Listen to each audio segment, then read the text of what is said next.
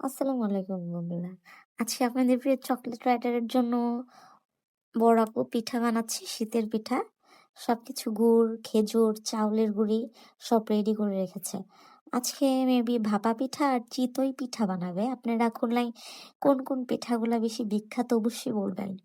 এই যে চিতই পিঠা বানাচ্ছে, খুব ভালো লাগে চিতই পিঠা। আবিরেরও খুব পছন্দ।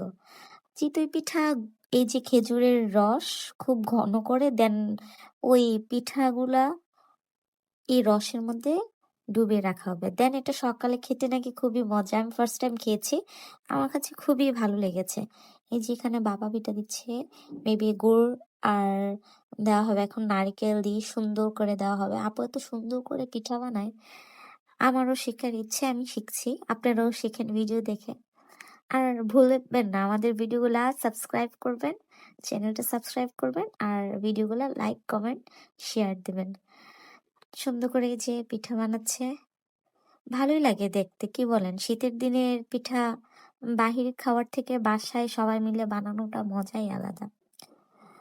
পিঠাগুলো ফাঁপে দিয়ে দিল, এখন আরেকটা দিয়ে দিবে। সবাই অধীর আগ্রহে বসে আছে পিঠা কখন খাবে, কখন রেডি হবে। পিঠা অলমোস্ট হয়ে গিয়েছে, আপনারা এখন দেখতে পাচ্ছেন।